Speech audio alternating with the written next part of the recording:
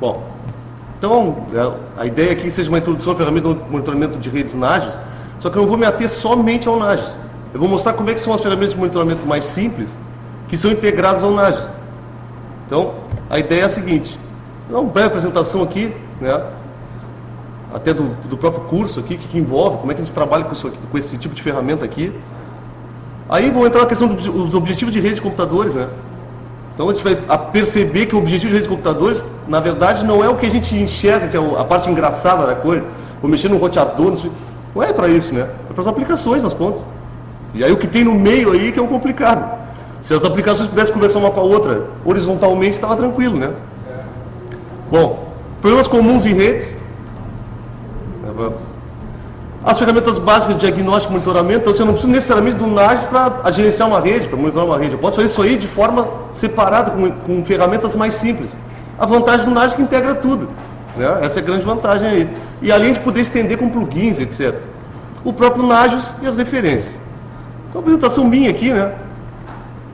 Hoje eu trabalho na UFPEL aqui, Universidade Federal de Pelotas, na parte, né, administrativa lá de rede. Trabalhei aqui na UCPEL por 16 anos também, fazendo a mesma coisa. Hoje aqui sou coordenador do curso de redes de computadores, aqui na faculdade. Fiz meu mestrado na URGS. Teve algumas certificações aí, como CCAI, que é de instrutor da Cisco, CCNA e LPI C1. Né? Não fui mais adiante da LPI aí, porque falta tempo para estudar e muita coisa de decoreba, cara. Sério. Essas certificações fora da Cisco aqui. É, exceção da Cisco. O resto, cara, é o seguinte. Eu estou fazendo uma de segurança, eu venho. Não, então assim, ó, qual é o tal comando? Qual é o parâmetro, não sei o quê. Então assim, ó, agrega pouco. O da Cisco não, já é um negócio contextualizado, né? Pô, né? Já vem uma prática. Então, os caras têm mais cancha nisso aí, né? Tem mais tempo dessas certificações. Aqui tem o exemplo do laboratório, né? Estão vendo aqui, a gente tem aula aqui. Então esse laboratório aqui, a gente desmancha ele, monta de novo, bota equipamentos, a gente tem equipamentos da Cisco aqui, temos servidores lá que são só para o curso, máquinas virtualizadas, ele trabalha tipo com hospedagem de máquinas virtuais, então o aluno tem uma máquina virtual para ele, para acesso externo. Ele tem que ser bem prático nisso, né? Porque o curso é tecnólogo, então tem esse perfil, né? Ser tudo prático, aplicado. Bom, aqui um exemplo de uma aula aí, olha a bagunça que fica esse negócio. Então para o aluno é muito interessante, essa foi a ideia de montar o curso aqui, né? Que não seja um negócio, existe, mas eu nunca toquei nisso aí. Não, desde que não estrague, certo? E os caras estragam de vez em quando também, mas tudo bem, faz parte, certo? Faz parte do aprendizado. Na vida real vai acontecer, né?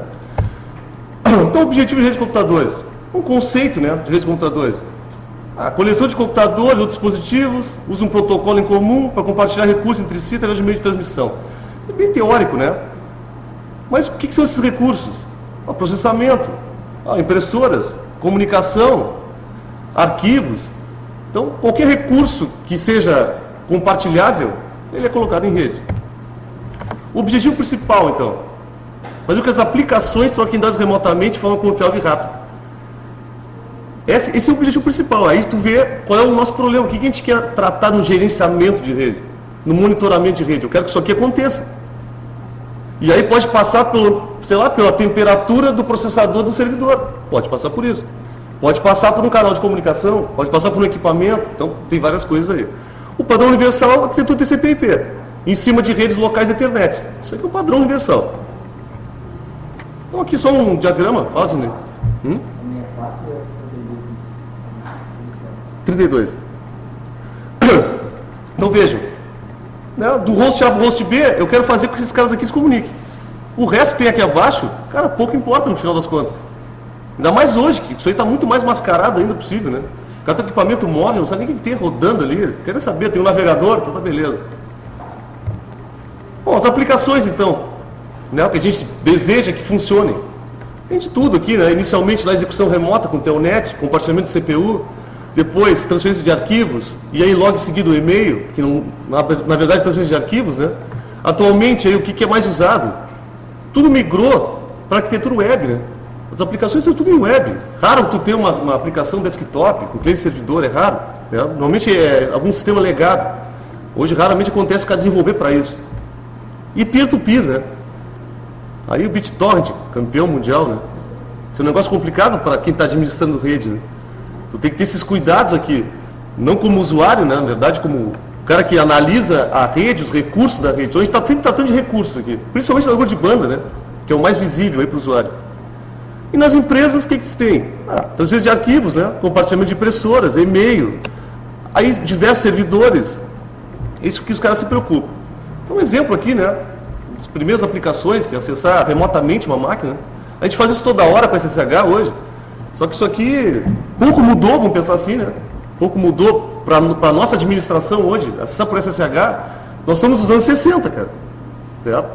A gente está em 2012, mas estamos nos anos 60 do ponto de vista de interação com a máquina. O usuário está muito longe disso, né? Aqui tem um exemplo também interessante aí do... O cara tem um... Pô, os caras riscaram o papel, né? Isso é um horror, sacanagem isso aqui. O cara botando ali, né, que foi o primeiro e-mail, né, a primeira mensagem enviada na ARPANET. Isso aqui não é o primeiro e-mail, porque eletrônico e-mail já existia há muito tempo, só que só numa máquina, né?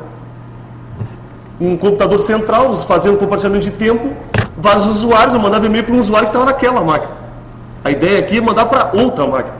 Aí então tem essa data comemorativa aí, e os caras foram lá e picharam o negócio, né? Que beleza. Aqui exemplos, né? Arquitetura web, então tá tudo aqui. Pô, Napster, né?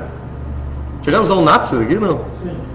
Ó, Napster começou essa revolução aí, que hoje está, vamos dizer assim, em cima de BitTorrent, em cima desse protocolo aí, que é muito difícil tu rastrear, porque é só tu botar um tracker onde tu quiser, já era. Aí o cara fecha o tracker e abre o outro, e assim vai. No Napster foi mais fácil, era centralizado, os caras foram lá bloquearam. Não sei se vocês se lembram que os caras filtravam MP3. Primeiro foi o Metallica lá, os caras, não, Metallica não pode. Os caras botavam Motallica. Aí tu fazia busca por Motallica, Motallica tinha, mas Metallica era proibido. Depois cifrava o vídeo. Então assim, aí acabou isso. A lógica dos caras. O primeiro ataque em cima disso. Vamos em cima desses caras. Quando eles fizeram isso, correu para todo mundo. Né? Então hoje está espalhado aí, então Torrent aqui, Pirate Bay aí, né? Ainda resiste. E jogos também, né? Não esquecer, isso aqui é uma indústria bilionária também, né? Isso a gente muito deixa de lado, principalmente o pessoal da área de TI. Nós aqui não somos muito desenvolvedores, acredito eu. É o pessoal que desenvolve, cara, cursos de análise e desenvolvimento de sistemas aí, tem curso já de jogos. Mas, pô, cara, isso aqui é uma indústria bilionária, os caras não são antenados para isso ainda. Ainda hoje, no mundo acadêmico, isso aqui é relegado, né? Sabe, esses jogos, isso aí não tem nada a ver. Mas isso aqui, pô, é um mercado de trabalho muito grande, né? Bom, serviços, então, que nos importa mais aqui. Esses caras aqui vão prestar serviços na rede, mais comum, arquivos aqui, impressoras, mas tem todos os serviços que são de infraestrutura, como DNS, como e-mail, banco de dados, páginas, SSH, FTP, LDAP, radios, servidor de aplicações e muitos outros, né? Isso aqui é o nosso foco, isso aqui que a gente enxerga. Isso aqui que o Nagios trata, na verdade, como padrão, vamos dizer assim. O resto a gente pode incluir, mas o padrão é isso aqui. Então, como é que os serviços eles são visíveis, né, na rede? Como é que eles são visualizados? Pelas portas do serviço, né? Pela porta de escuta do serviço. Então, como é que eu sei que o meu servidor de e-mail está funcionando? Bom, eu posso verificar se a porta 25, que é o protocolo SMTP, está ativo. Quer dizer que o meu e-mail está funcionando? Não, não quer dizer que o meu e-mail está funcionando. Quer dizer que a porta está escutando o serviço. Pode estar mal configurado, mandando e-mail para o Japão, em vez de mandar lá para o Gmail. Então, assim, ó, a gente tem que ver os níveis de gerenciamento que a gente quer. Uma coisa é analisar a aplicação, outra é camada de transporte, outra é camada de rede. Faça um ping. Ah, ok, beleza, está ativo o IP. Tá, mas a porta está ativa? Não, eu faço um telnet para a porta está ativa. Está mandando e-mail corretamente? Aí é outra história. E aí vamos ver nos níveis que a gente quer chegar. Basicamente, eu vou ver se o serviço está ativo primeiro, vamos dizer assim. Então, aí tem exemplos, né, de portas bastante comuns aí, serviços de e-mail, com porta 25, SMTP, 110, porta 3, 143 aí é o IMAP, aí as portas seguras, né, desses caras. Isso aqui são portas, vamos pensar, fora a porta 25, que é obrigatório ser 25, então tu não vai receber e-mail.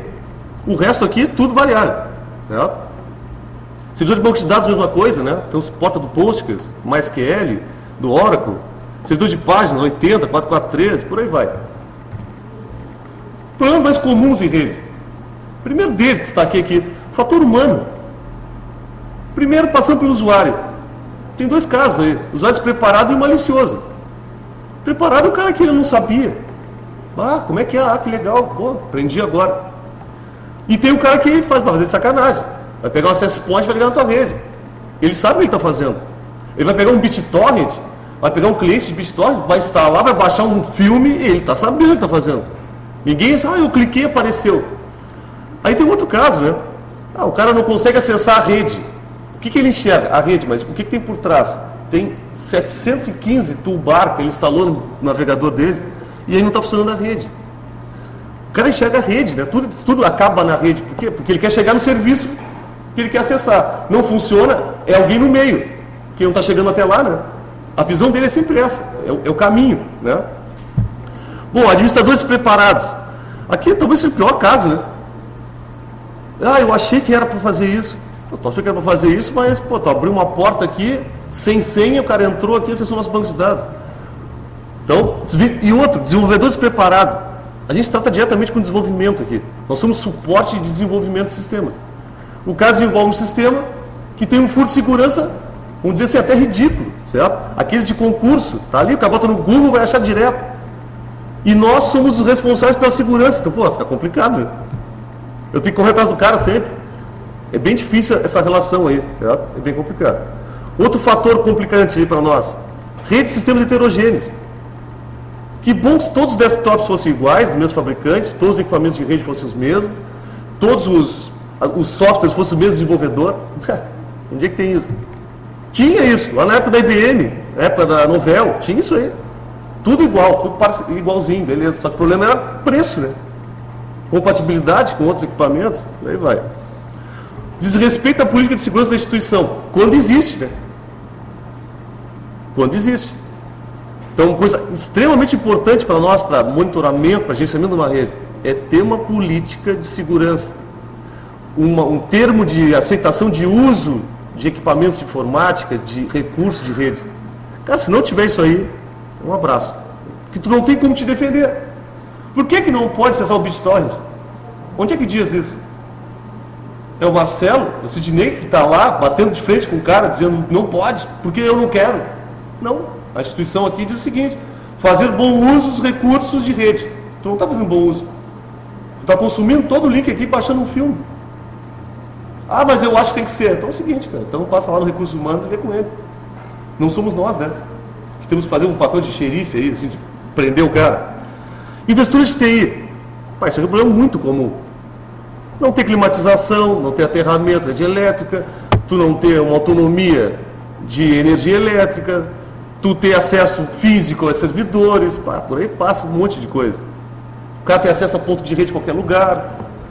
Ameaças externas, e aí vem vírus, spam, peer-to-peer, crackers, né? O cara tentando invasores. Aí tem os exemplos de instalação de rede. Aí tem esse show de horrores aí, certo? Que não é muito incomum encontrar coisa desse tipo. E outra, a questão de organização é importante, né? Aí o cara chega ali, qual é o cabo que está com problema? É o cabo branco. Não, aquele cabo laranja ali. Qual laranja? Tem 1 milhão de laranja, está identificado aonde isso? E aqui, servidores, né? Deve estar quente essa sala aí, né? Provavelmente. Bom, os caras tiveram que tirar de dentro do gabinete e botar em cima da caixa da placa-mãe. Não vai dar certo isso aqui, cara. Tem um pedaço de uma cama aqui, não sei o que, uma cadeira, umas caixas de bebida. Não vai dar certo, né? Começou errado. Outros casos que tem, ativação de equipamentos na rede, utilizando servidores de DHCP. Isso aqui hoje é assim, é extremamente comum, porque é muito barato, né? O cara compra acesso point de 80 pila, bota na rede, porque ele queria botar o notebook dele. E já que ele tem certa autonomia, porque é fácil, o cara bota no bolso, aí ele não sabe nem o que está fazendo, configura de qualquer jeito. Esse cara não é um administrador de rede, ele faz papel de administrador e ele é despreparado. Vírus, então antivírus sem atualização, Windows atualizado. Bom, existe solução para isso aqui, eu vou mostrar para vocês depois em seguida. Software peer-to-peer. Então, muito comum, que chega um notebook na rede, pluga, está com o BitTorrent dele na inicialização do Windows. Aquilo é uma coisa extremamente necessária, certo? Aquilo ali, eu tenho que baixar o seriado, que ele tem que fazer isso. Então o cara tem que ter alguma forma de coibir isso aí, né? Só falar não adianta, certo? A gente tem que aplicar as políticas. A política está no papel, mas ela tem que ser executada. Quem executa somos nós. A gente não tem que ter recursos para isso. E aí entra a questão de monitoramento, gerenciamento, porque a gente tem que saber o que está acontecendo. Tu só consegue dominar o negócio se tu controla ele, senão não adianta. Falta de restrições de acesso a serviços e sites. Então, tem que ter alguma limitação de acesso a site, tem que ter limitação de serviço. Aí entra firewall, entra um proxy, entra proxy de aplicações. Falta de energia. Então não adianta ter toda essa estrutura aí, todo esse monitoramento, se eu não tenho um no-break, cara, se eu não tenho um gerador. Servidores mal dimensionados. Então, eu botei uma máquina que eu achei que ia ter, sei lá, uma carga X, só que tem uma carga X vezes 10. Também somos responsáveis por essa questão de dimensionamento aí. A gente tem que estudar isso. Aí existem ferramentas para fazer testes e tudo mais. Largura de banda suficiente. Aí eu botei aqui, quando é que vai ser suficiente? Nunca. Mais banda dá para o usuário, mais ilusão. Não vai ter, nunca vai ter. Tu tem que ter isso aqui controlado de alguma forma. E aí entra questões de QoS, questões de priorização, de tráfego. Tu deixa de repente uma banda para os caras, faz o que você quiser com isso aí. Nem me preocupo, faz o que você quiser. Agora, as minhas aplicações aqui, elas têm uma restrição garantida. Sistemas de aplicações com problemas. Aí tem de tudo. Tem a parte de desenvolvimento, tem a parte de configuração das aplicações. Tem as partes, por exemplo, de não fazer backup. Certo? Não ter um usuário único para acessar uma aplicação. Se você tem um mínimo de conhecimento de rede, já viram isso. Não, aqui a gente acessa tudo com esse usuário. Então, quem é que apagou a tabela X? Não sei. É o usuário admin, todo mundo usa esse. Bugs, né? Acontece, certo? E a saída aqui para a questão dos vírus e Windows é usar o Linux. Só que tem um problema. Aqui tem custo. Qual é o custo? O custo é de treinamento, de adaptação da equipe de suporte, de verificação de compatibilidade de hardware, de impressoras principalmente. Outros casos, não existem todas as aplicações similares em Linux do que tem em Windows. Aí tu vai ter que ter máquina com Windows ainda, por causa do Excel, por causa do AutoCAD, por causa do Corel Draw, por causa do Photoshop, por aí vai. Então acaba sendo muito caro tu fazer essa migração, porque tu vai ter que voltar em alguns casos e fazer adaptações. Mas é possível na maior parte dos casos. Certo? É possível. Bom, ferramentas básicas aqui. Certo? Bom, ping, verificar atraso. Né? O que eu consigo ver? Atraso, perdas, conectividade de host. Então esse aqui é o primeiro combate, certo? Verificação de estar ativo um host. Trace, eu consigo analisar as rotas, consigo verificar em que ponto tem um atraso, se eu estou fazendo análise entre vários roteadores. Eu tenho um ARP, que possibilita ver algumas coisas interessantes, por exemplo, eu faço um ping para o host, estou na mesma rede, o host não responde. Eu verifico minha tabela ARP, e ele consta na tabela ARP, então ele está com o firewall ativo. Eu consigo verificar isso. Uma ferramenta extremamente simples. ipconfig, no caso do Windows aí, a renovação de IP para verificação de informações genéricas. O ifconfig do Linux também tem quase o mesmo papel aí, certo? Se tratar de endereçamento, de estatísticas de erros nas interfaces. O netstat verifica as conexões, tabelas de roteamento. O telnet nos permite verificar se as portas do serviço estão ativas. O MTR é uma ferramenta bem legal, tem para Linux nativamente aí, que é uma mistura de trace ping, que ela faz uma série de estatísticas. A gente consegue verificar jitter, coisa que eu não consigo verificar no ping. Consigo verificar por um tempo, ele me dá a média do ping, me dá o valor mais alto, o valor mais baixo. Então eu consigo ver um painel, vamos dizer assim, das informações. Para testar, fazer estresse na rede, gerar tráfego entre dois hosts. Então aqui um exemplo, eu posso fazer um plugin no Nagios e fazer um ponto a ponto entre minha filial e minha matriz, por exemplo, para saber quanto é que o meu link está realmente dando de vazão. Vou fazer isso a toda hora? Não, vou fazer uma vez por dia, na madrugada. Vou verificar, contratei 2 mega, vamos ver se está dando 2 mega mesmo. Verifico todos os dias. Porque eu posso verificar quanto de tráfego está sendo passado naquele link. Mas eu não estou estressando o link. E aí é diferente. Eu tenho 200k aqui, está com sobra. E se está dando só 200k? Ou está dando 500? Não, o cara me garantiu 100% de banda. Então, para aí, vou testar. Testo meio-dia, que está tranquilo, testo às 6 da tarde. Eu posso fazer coisas desse tipo. O NS Lookup para fazer diagnóstico básico de DNS. O TCP View aqui, que é um NetStat melhorzinho para o Windows, que eu consigo ver as conexões acontecendo. O DIG também permite verificar registros de DNS.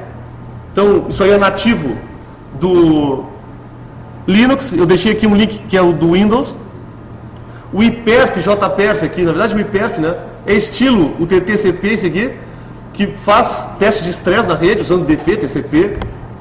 O NetMeter, que é uma ferramenta legal para o Windows, quem usa o Windows, que fica mostrando a largura de banda sendo usada pelas aplicações.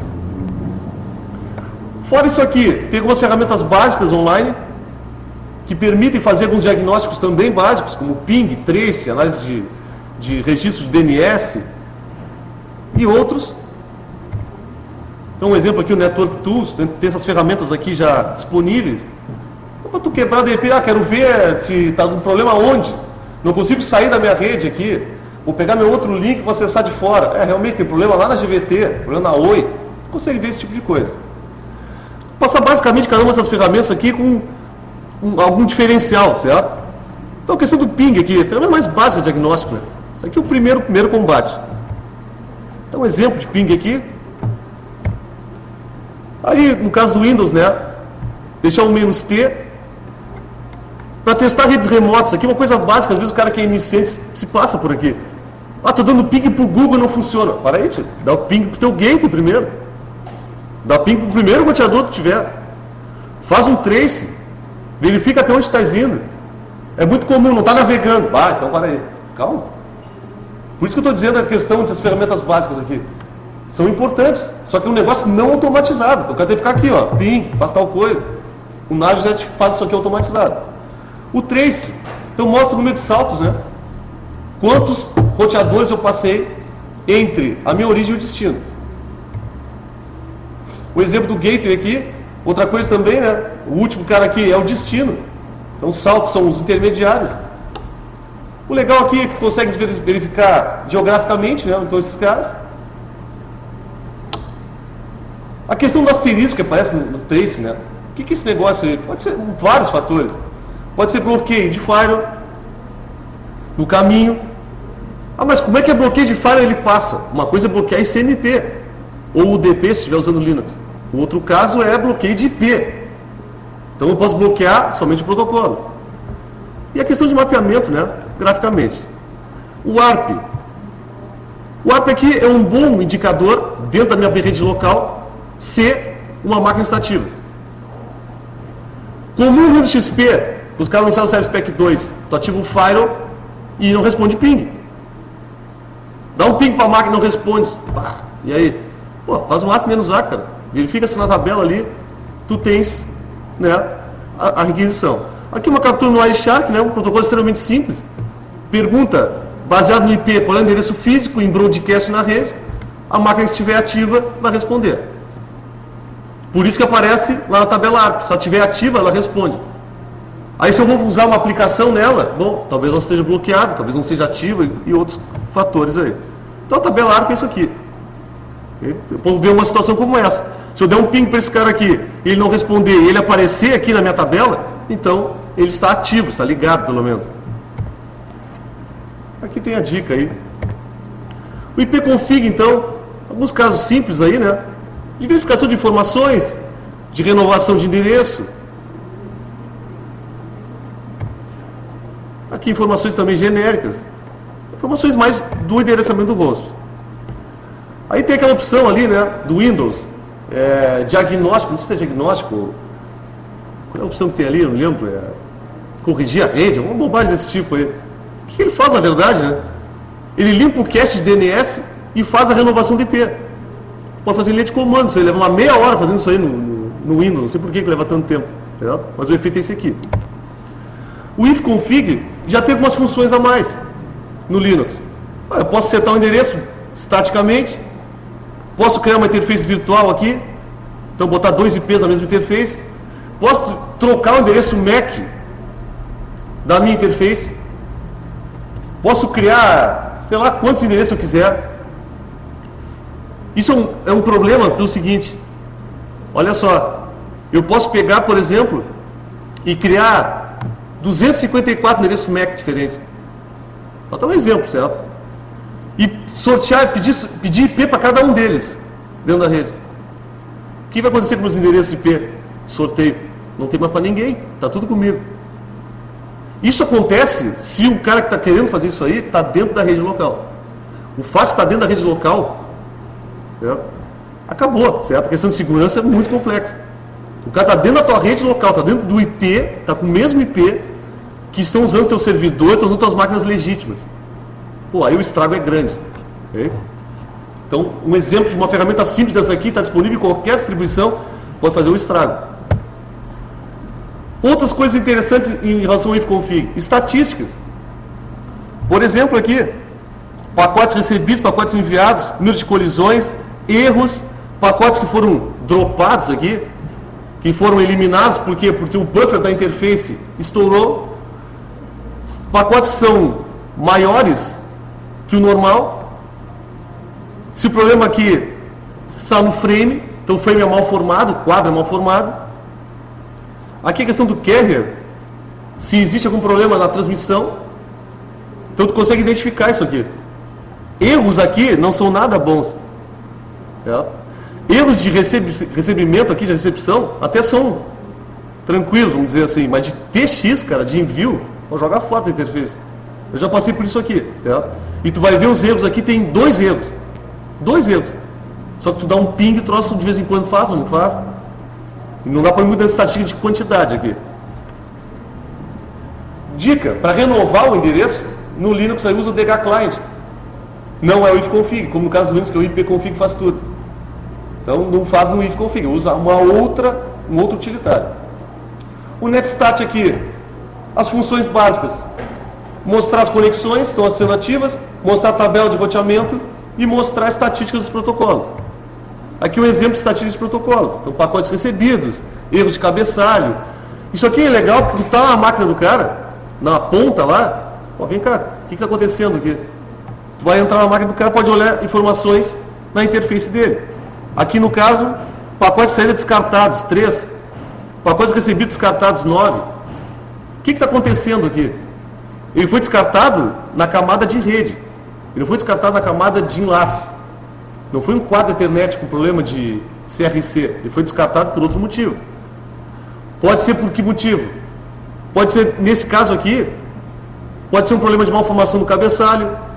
Pode ser um problema de firewall na máquina. Ele pega esse tipo de estatística aqui. Aqui tem uma opção no Windows do netstat. O que é o netstat? Ele roda uma vez e fecha. Tu pode rodar ele e manter ele a cada 2 segundos se renovando. Só que é ruim de ver isso aqui num prompt do Windows, né? Depois a gente vai ver o TCP View ali, que possibilita informações melhores. O caso do Telnet aqui, que exemplos que eu posso usar? Tipo isso aqui. Quero testar se eu estou chegando lá no Hotmail. Não precisa de um cliente de e-mail para fazer isso. Posso usar o Telnet. Isso vale para qualquer protocolo aí que usa TCP. Posso usar para a porta 80.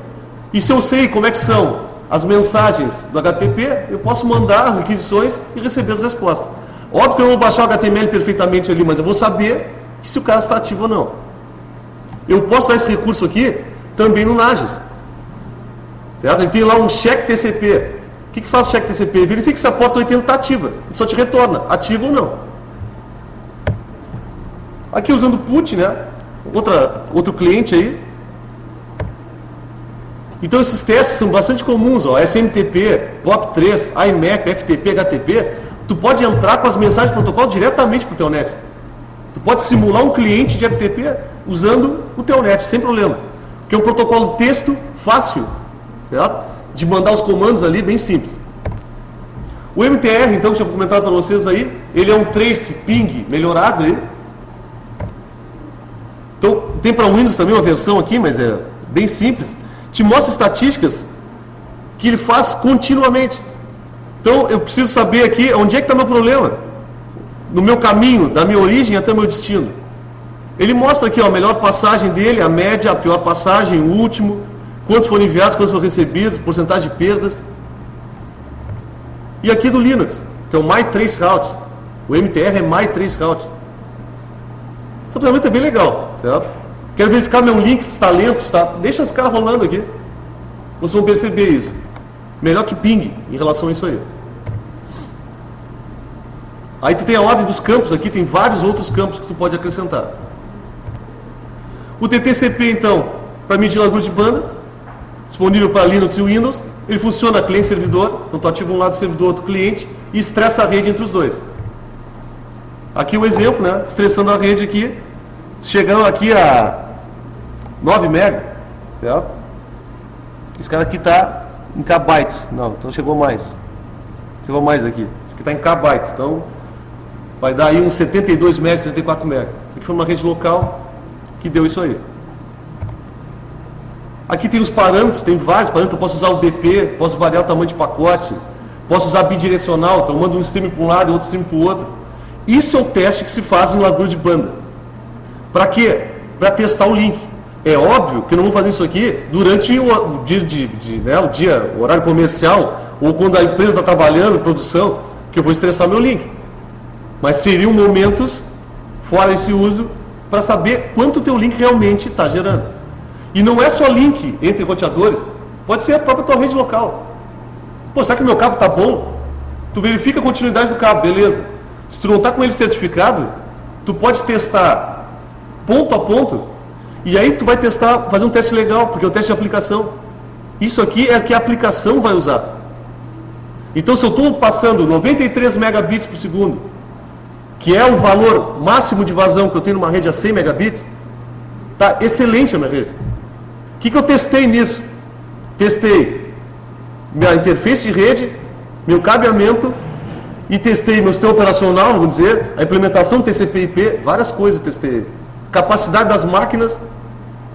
Com esse teste aqui, eu consigo ter isso. Então, estou chamando a atenção, né, para não usar isso aqui em horário de trabalho. Né? O INS Lookup, eu posso ter algumas coisas simples, como verificar se um nome resolve com IP. Posso verificar coisas do tipo, se meu DNS está ok, se as minhas MX estão ok. Então, se os meus servidores de e-mail estão realmente registrados corretamente, se foram atualizados os DNS de forma correta. A questão do cache de DNS. Existe um estudo sobre o DNS do Google. Vejam, como é que funciona o servidor de DNS? Digamos que agora eu configuro minha máquina aqui com o servidor de DNS do Google. 8888. Como é que vai acontecer a resolução de nomes? Quando eu botar um nome aqui, ele vai lá no Google, quer dizer, ele sai da minha rede, vai lá no Google, resolve o DNS, vem para a minha máquina e aí eu acesso o que eu quero. Vejam que esse fato de ir lá e voltar acaba sendo mais rápido que fazendo isso de forma recursiva, que seria o DNS comum. Por quê? Porque está tudo em cache lá. Se não está em cache, como é que funciona o DNS? Ele vai passando de DNS em DNS, indo do raiz e voltando, para saber qual é a resolução de nomes que eu quero lá. Então ele manda a query e vai passando no servidor de DNS até descobrir. Se tu for no Google direto, provavelmente já esteja lá o cache. Provavelmente, porque alguém já acessou isso antes. Então veja que a questão de cache de DNS é extremamente importante. Então, na rede, se tiver um servidor pelo menos de cache de DNS, vai melhorar bastante a percepção do usuário do serviço. Aí vem o outro lado. Pô, se eu botar um DNS externo lá da GVT da Oi e o troço é lento, vai ficar ruim a rede. A percepção do usuário vai ser ruim. E o cara vai botar um nome qualquer, vai levar um tempão para resolver. Ah, depois vai rápido. Esse é o efeito, né, do DNS. Demora um monte, mas depois vai rápido. Isso é DNS. Certo? Isso é óbvio que é o DNS. O TCP/IP, então, é uma ferramenta para Windows interessante para vocês verem conexões. Já porque tem essa janela gráfica aqui, mostra, por exemplo, que foi transferido, né, nessa conexão. Então ele vai abrindo, fechando ali. Interessante para analisar o protocolo TCP, por exemplo, como é que ele se comporta. Se tu botar always on top, então tu deixa a janela sempre em cima, e aí vai acessando a tua aplicação, tu vai ver as conexões abrindo e fechando aí. É legal de ver. O dig, que tem essa função bem interessante aqui, ó, que é o trace, que mostra isso que eu falei para vocês. Se tu fizer um dig mais trace, tu vais ver a recursividade do DNS. Faz uma solicitação como essa aqui, tu vai ter isso aqui, ó. Então ele vai nos servidores root,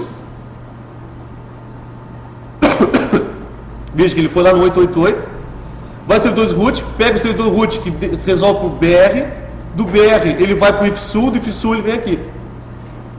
Então é tipo um trace para o DNS. É legal para ver a estrutura do DNS. É interessante esse mais trace aí. Só botar o parâmetro no DIG.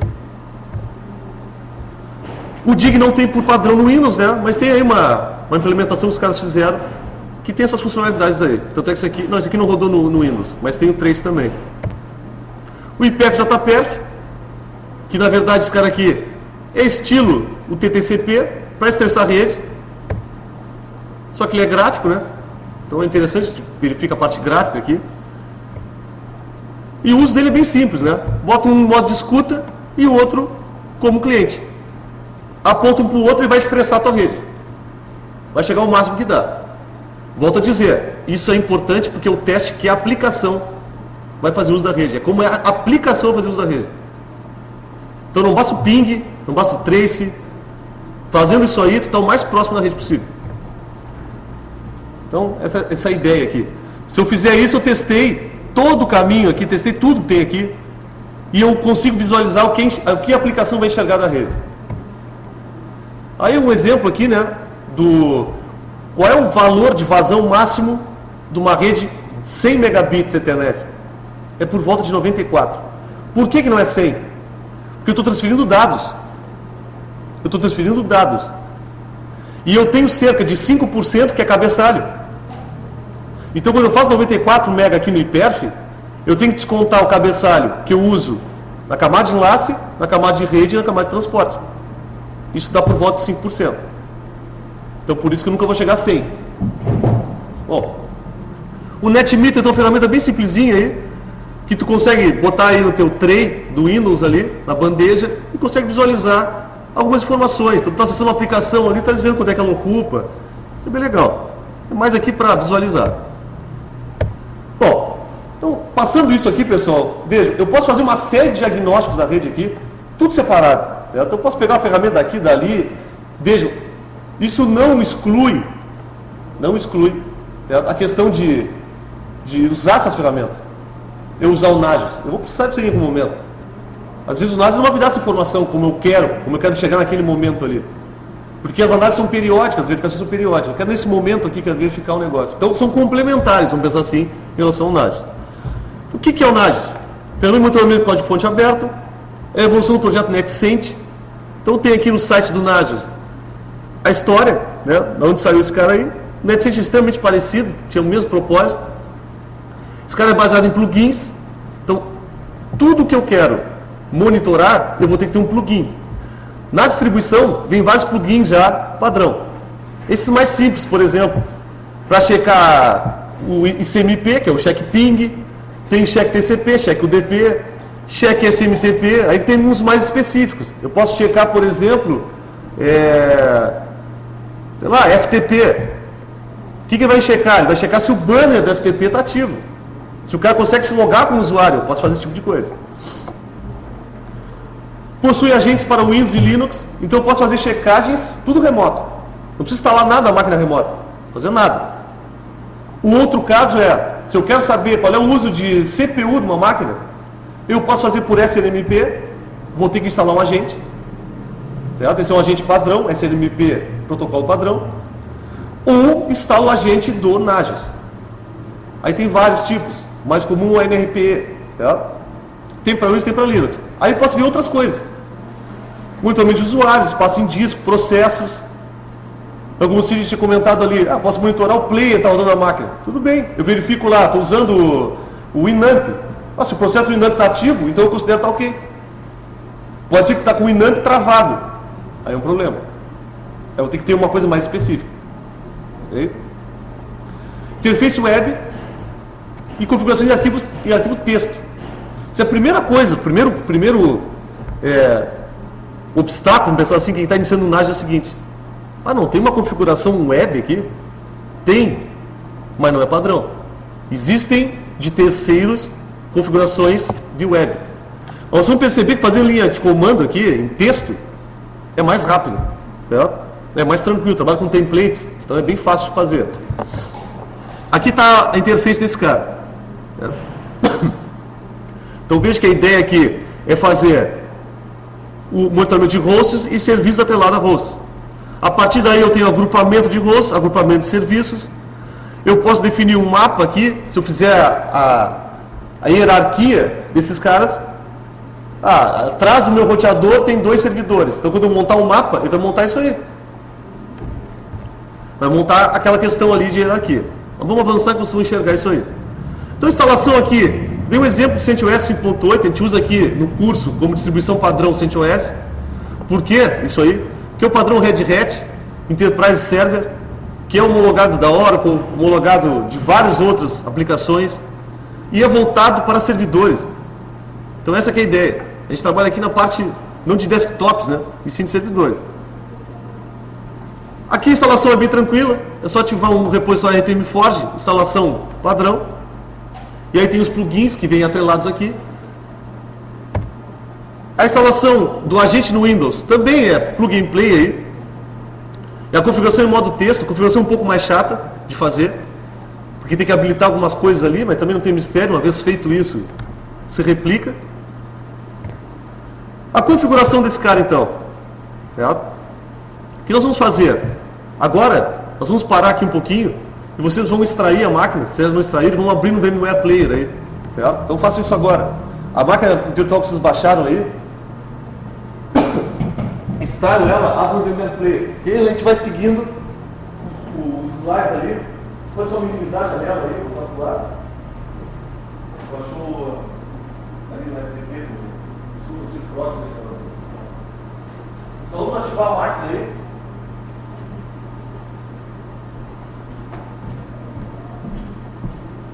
Os usuários para acesso aí são root e RSC 2012 e do Nagios, a interface dele, Nagios Admin e ERSC 2012. Então esse aqui é o usuário.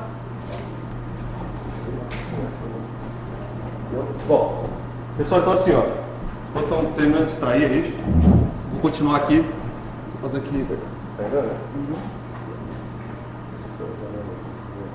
Na tela para vocês. Então, assim, como é que funciona a questão de configuração? A partir do ETC Nagios, que é o padrão, se tu compilar aqui, obviamente vai ser outro caminho, né? Então, esse aqui é da distribuição do pacote. Existe aqui, né, como dica, vamos dizer assim, copiar o diretório objects. Isso já foi feito aí, sabe, nessa máquina, para etc Nagios meu site. Por que isso aqui? Dentro desse diretório é onde vão ser criados os hosts, os serviços, os contatos que recebem e-mail, os grupos de contato, grupo de host, grupo de serviço, os comandos vão ser usados. O que é um comando, por exemplo? Eu vou definir que um comando é, sei lá, iperf -c conecta não sei aonde. E vou chamar esse comando de testa banda. Eu vou chamar ele de testa banda dentro do Nagios. Então eu passo a linha de comando ali. Então a gente vai ver alguns exemplos. Modificar o caminho dos arquivos de configuração desse Nagios.cfg. Então assim, ó, existe um Nagios.cfg, que é o arquivo geral de configuração. Nesse arquivo eu aponto onde estão meus objetos. Onde estão os hosts, onde estão os serviços. Então o exemplo aqui, que eu tinha feito aqui em cima, de copiar para meu site, eu vou definir somente esse diretório aqui. Então, tudo que tiver desse diretório aqui, etc Nagios meu site, aqui ficou duplicado aqui, só um, certo? Tudo que tiver aqui dentro vai ser lido pelo Nagios, pela configuração dele. Então isso vai ser montado lá na interface web. Qualquer arquivo que seja .cfg aqui dentro, ele vai ler. Então tem que ter cuidado com isso. Exemplo.cfg, ele vai botar tudo isso aí, vai começar a dar erro, vai dar um monte de horror. Então tem que botar o arquivo que vai ser usado. Aí exemplos, né? Trabalha com templates. E aqui que está a mágica do Nagios. Se eu fizer um template para servidores Windows, e eu definir, por exemplo, com esse caso aqui, ó, Windows Server. O que tem no template de Windows Server? Eu quero verificar esse cara aqui, só horário comercial. Sei lá, só das 8 às 18. Eu faço tudo isso, depois eu aplico esse cara nesse host aqui. Então, o que está acontecendo nessa configuração? O IP do cara é esse aqui. Essa aqui é a descrição do servidor. Esse aqui é o nome que vai ser representado esse cara dentro do Nagios. Então eu não uso IP dentro do Nagios, eu uso o nome. Esse nome que eu defini aqui, ó. E aqui vão ser as configurações, vamos dizer, que esse cara vai fazer parte. É o modelo que eu vou usar. Então isso aqui diminui muito o que tu vai escrever das configurações. Diminui bastante. Tem que ter uma certa lógica aqui para tu escrever menos. Então trabalhando com templates é bem fácil de administrar isso. Senão vai ser um horror. Porque cada coisa que tu for fazer, vai ter que botar todas as características. Então, tu vê, uma entrada dessas aqui, eu já defini um host. Esse template aqui tem umas 30 linhas. Se eu fizesse 30 linhas para cada disso aqui, fica impossível tu administrar isso depois. Então, para cada host, deve ser definido serviços a serem monitorados. Então, a lógica é, eu tenho, primeiro, vamos botar assim, primeira coisa que eu tenho que fazer, claro, a gente faz a configuração básica aí. Eu primeiro defino o host, que informações básicas eu tenho aqui? Bom, pelo menos o IP e o nome. Esse nome aqui é o nome do Nagios, tá? Não é o nome da máquina, não é necessário que seja o mesmo nome, não tem nada a ver. Segundo, eu tenho que definir serviços para esse host. Serviço mais básico, verificar conectividade, ping. Esse é o mais comum. Esse de largada já tem. Então eu vou botando serviços aqui para esse host. Essa aqui é a ideia do Nagios. O que seria um plugin? Um plugin é um serviço. Ele encaixa como um serviço. O que são esses casalidades? São comandos, né? Vocês vão ver depois ali, são plugins que buscam alguma informação na máquina. Então o legal é o seguinte, eu crio o meu host, a partir daí o meu serviço eu só chamo assim, ó. Quem é que vai participar desse serviço aí? Quem é que eu vou verificar ping? Quantos caras eu vou verificar ping? Eu vou botando vírgula entre os hosts todos. Então imagine só, criei 50 hosts aqui. Eu tenho um serviço chamado ping. Tá? Ping. Eu quero que todos os meus 50 hosts participem desse cara aqui. O que eu faço? Tem duas formas. Eu posso botar aqui o host, vírgula, o outro, ou eu posso criar um grupo de hosts, boto 50 caras aí, por exemplo, e esse grupo aqui eu chamo de, sei lá, todos hosts, e aqui em vez de usar vírgula, eu uso a partir de agora todos hosts. Então veja, em algum momento eu vou ter que dizer todo mundo. Depois eu referencio por todos os hosts desses caras aqui. Tá, mas digamos que tenha um dos caras que eu não queira aqui. É complicado. Um cara eu não quero checar ping. Mas ele faz parte de todos os hosts. Aí eu vou ter que criar um template sem esse cara aqui. Eu particularmente não uso dessa forma. Já que não é muito comum ter 50 hosts para um serviço, eu acabo usando assim, host 1, host 2, e não uso esse cara aqui. Acabo não usando. Mas depende qual é o contexto que vou usar esse cara. Então, um exemplo de serviço aqui bastante comum. Uma vez criado esse cara, ó, vai usar um modelo de serviço genérico. O que é um modelo de serviço genérico? Por exemplo, verifica toda hora, a cada 5 minutos. Aí tem várias estatísticas ali que tu pode fazer, várias hierarquias que tu pode fazer. Se der problema na primeira checagem, testa mais 2 vezes até dizer que tá down o troço. Tem várias formas de intercalar isso aí. Só que aí tu teria que mudar o seguinte, só cria um modelo e a partir desse cara aqui, se tiver que mudar, muda só o modelo. Não tem que mudar toda a tua configuração.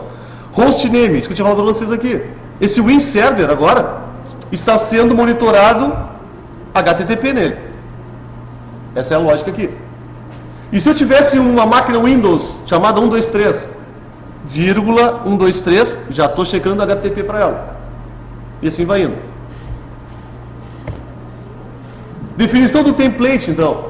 Certo? Como é que são esses templates? Veja as informações que eu tenho aqui. Ó. O nome do template, Windows Server. Aí, ele chama outro template, Generic Host. Então vai encadeando isso aqui. O Generic Host já tem informações também relativas ao host. Período de checagem, 24/7. 24/7 também é um template. Existe lá um template chamado 24/7. Tem um outro lá que diz, por exemplo, fim de semana. Tu cria o que tu quiser. Tu pode criar os períodos que tu quiser. Checa o host a cada 5 minutos. Novas tentativas a cada 1 minuto. Em caso do primeiro não dá ok. Número máximo de checagens, 10. O que quer dizer isso aqui? A cada 5 minutos eu vou testar esse cara. Se der ok na primeira, ok. Se não der primeira, depois de 1 minuto eu testo de novo. Quantas vezes eu vou testar isso? Eu vou chegar no máximo a 10. Só que tem que ver, na verdade, se esse generic host aqui, qual a informação que tem lá. Por padrão, o que ele faz? Ele faz 3 tentativas. A cada 1 minuto. Então, nesse período de 5 minutos que eu tenho, essa janela, ele faz 3 minutos. Testa 3 vezes. Se não bater, dá down. Certo? O unreachable, depende qual é o teste que está se fazendo. Check command. Check host alive. Isso aqui é o ping padrão, isso eu tinha falado para vocês. Já entra assim. Período de notificações. O que é esse período de notificações? Vocês vão receber e-mail, vão receber um SMS, vão, sei lá, vai tocar um alarme. Que período tu vai receber isso aí? 24/7. Pode ser o seguinte, daqui a pouco eu não quero receber durante o final de semana. Então tu vai botar notificação 24/7. Exemplo, eu estou testando uma impressora num balcão. Isso só funciona no horário comercial. Para que eu vou testar um negócio 24/7? Não tem sentido. A partir das 8 da manhã eu começo a testar ela. Se ela cair durante esse período, é importante. Se não cair, azar. Notificações de intervalo. Então, a cada 30 minutos eu recebo um novo e-mail ou uma nova notificação. Depende como é que é a notificação. Certo? Depende como é. Que tipo de notificação eu vou receber? Se foi down ou unreachable. Então, se tiver down ou unreachable, o que é o unreachable? Se eu não consigo chegar até ele. Por quê? Porque pode ter um roteador no meio desse cara aí, entre a minha máquina que está monitorando e a que eu quero monitorar, e eu não consigo chegar nela. Então eu não tenho condições de dizer se ela está down ou não. Eu tenho condições de dizer que ela não chega até ela. Okay? O grupo de contatos, admins. Eu crio esse admins. O que eu tenho lá? Eu tenho um e-mail das pessoas que são parte desse grupo. Posso ter uns caras que vão ser responsáveis por determinado equipamento, outros por outros e por horários diferentes. O grupo que eu vou ter aqui, o Windows Server. Então, qual é o grupo que vai usar esses caras? Se eu tiver um grupo, vou usar esse cara aqui. E aqui esse register que é só um template. Senão ele vai considerar esse cara como um host. Tá? Bom. Assim, para tipo de redes, por exemplo, o roteador switch, ele consegue interpretar traps ou ele tem que mandar ping também para monitorar? Tu pode usar o CMMP, aí é um outro plugin. Aí tu recebe uma trap dele. Consegue interpretar? Pode, sim. Ou tu buscar como se fosse só uma busca mesmo, usando como se fosse papel de gerente, né? Tu buscando no agente lá. Tu pode usar o CMMP também. Tem exemplos do próprio Nagios, se for ver o padrão de instalação, de uso desse CMMP. Para tu buscar um ID qualquer lá. Bom, aqui um exemplo de contatos, né? O que é um contato, na verdade? O nome do cara. Então, sinais de admin que vai ser usado dentro do ambiente aqui. Tipo de modelo, contato genérico. O nome do cara, isso aqui é só uma descrição. E o e-mail dele. E esse cara aqui faz parte desse grupo, members. Então fica bem fácil. Pô, saiu o administrador X. Tá, tira o cara aqui. Tira do contato. Não, o cara vai sair por um tempo e está de férias. Então tira ele aqui do contato, né, do grupo de contatos. Por que é legal ter o grupo de contatos e ter o contato? Porque eu posso ter um servidor que tem um grupo e mais um cara. Aquele cara só vê um serviço. Dá para ser bem específico aqui. Bom, o que mais tem aqui? Os plugins. Então, um exemplo de plugin aqui, checkping. Passa os parâmetros. Ó. O que são esses parâmetros aqui? Tá, o primeiro H é host, né? Seria um endereço. Esse host address, ele pega lá na configuração host, que foi criado lá no início. Esse "-w é warning. O que é o warning?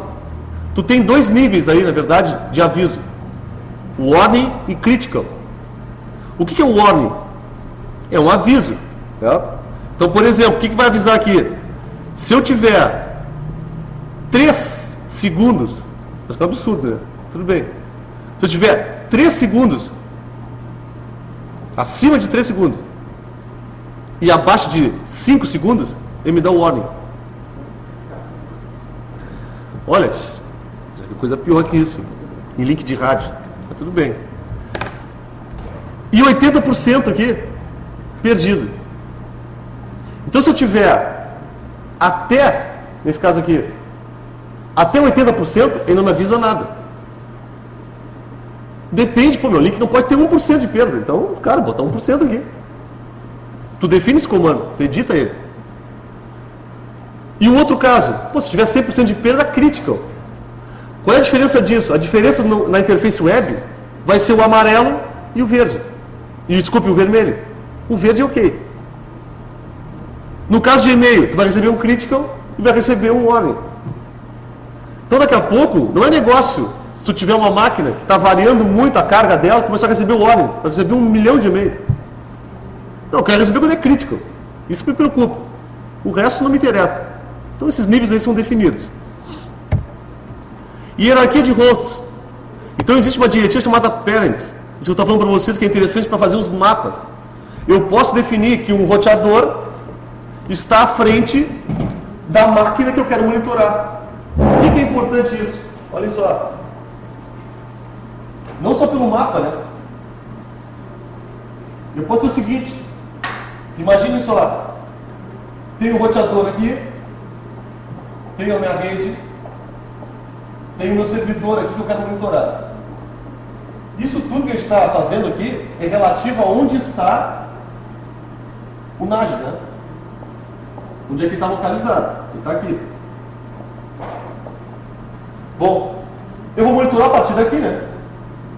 Então imagine, eu quero testar aqui o serviço HTTP aqui. Ok? Bom, o que vai acontecer? Esse cara aqui caiu. Tem um X aqui, mais ou menos. Caiu esse cara aqui.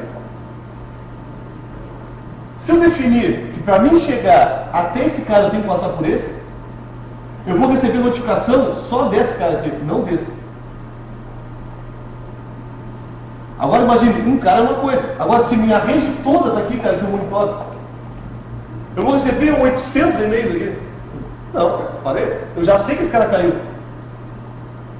E lá no mapa, vocês vão perceber depois, vai estar vermelho esse cara aqui. E para trás também. Então eu sei que o problema está nesse cara aqui. Por que eu digo isso, pessoal? Porque a gente vai ficar monitorando isso aqui, recebendo notificações por e-mail normalmente. Pô, eu vou estar recebendo 400 e-mails, cara. Não tem necessidade disso. Da forma como tu configura aqui, tu não recebe isso aí. Aí o que os caras fazem com o NAS? Ah, abandonei, não aguento mais ver e-mail. Vou saber configurar realmente. Merece até, merece fazer. Então aqui, como é que tu usa isso? Um exemplo. Eu quero chegar no Google, eu quero testar o Google, por exemplo, para fora. Só que eu vou definir o seguinte.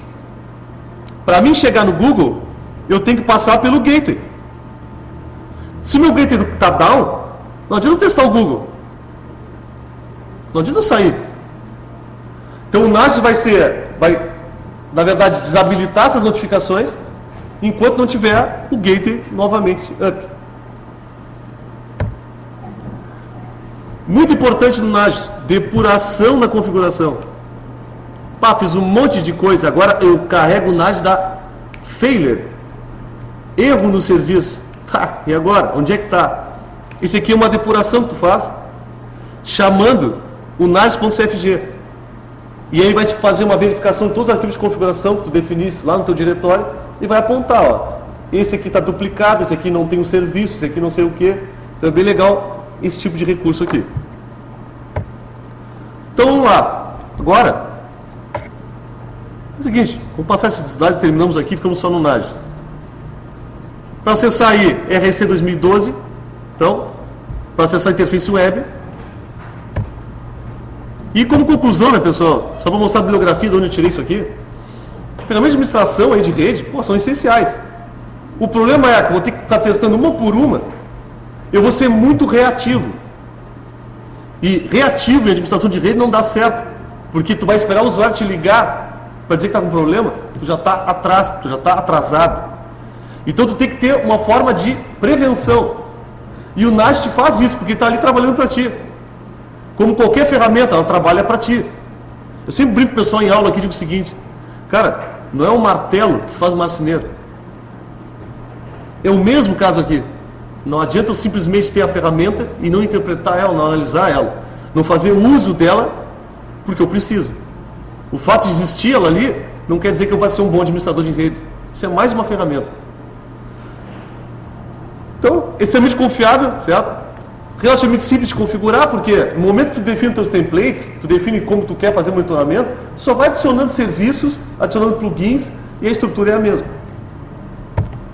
Livros. Para quem tem interesse no Nagios, aí livros genéricos aqui, certo? Mas esse livro aqui é o melhor de todos. Desse cara aqui, Wolfgang Barth. Muito bom, certo? O cara explora muito legal assim, a questão de plugins, explicando como se faz plugins, estendendo a questão de SNMP. Então um livro aqui, acho que 600 e poucas páginas. Não é um livro caro, certo? Óbvio, está em inglês. Não, paciência. Okay? Isso aí não tem como, a gente sabe disso. Mas muito bom, certo? Aconselho quem está trabalhando com essa ferramenta aí a adquirir esse livro. Além desse cara, tem os sites do próprio Nagios e tem esse outro site aqui chamado exchange.nagios.org, que tem um repositório de plugins, e são milhares de plugins. Então, vou mostrar para vocês aqui rapidamente. E esse último aqui é um blog, certo? Que eu mantenho aí no meu tempo zero, praticamente. Está meio parado aí, mas tem algumas coisas interessantes aí ao longo do tempo. Um dia eu ainda volto. O blog é isso aí, né? Faz parte. Ó, esse Exchange Nagios aí. Então é o seguinte, eu preciso de um, sei lá, plugin para alguma coisa. Só tem 2.699 aqui. Como é que são feitos esses plugins? De tudo. Tem C, tem Shell Script, tem Impel, tem o que tu quiser. Mais comuns aí são Impel. Algumas coisas tem Shell Script. Eu sou muito adepto de Shell Script, então acho muito simples, certo? De fazer as coisas em Shell Script. Mas vou pegar aqui um caso, sei lá. O que o cara pode ter aqui? Vamos ver. Se a gente tinha falado ali de player, né? Vamos achar um aqui. Tem alguma coisa a ver com isso. Web Service, software, telefonia. Os nossos são proprietários, então ele vai ter. Tem. São Mas ele tem, quer ver? Mas tem um negócio interessante ali. Por exemplo, tem pessoal que monitora site, né? Para aplicação web, para te testar os métodos do web service, o web service está lá funcionando e tu quer saber se a tua aplicação está rodando. Tá. Tem uns em C Sharp. Porque na verdade assim, basta tu ter as entradas e as saídas. É uma caixa preta o plugin, entendeu? Tu tem que ter basicamente uma saída para warning, outra para critical, outra para OK e outra para unknown. São 4 saídas que tu tem que ter, certo? São 4 saídas. Esse é o padrão do plugin. Então, o que tu mandar para ele, fizer o processamento qualquer e jogar para ele de volta, ele vai botar verde, vermelho e vai notificar o cara. Ali, além disso aí, tem a questão do tempo, da saída do comando, certo? Tipo, em milissegundos, em segundos, em quantidade, porque tu pode gerar gráficos a partir disso, certo? São as informações de conteúdo, assim, de valor. Bom, aqui tem, por exemplo, vamos pegar aí, sei lá, Quick Boot, sei lá, Rate Monitoring, Exchange Values, ó, Felipe Ferreira, esse brasileiro aí, ó. Dá para ir, assim, ó, seco nesse troço aqui? Não, certo? Aí não dá para ser, tem que dar uma analisada no negócio, ó.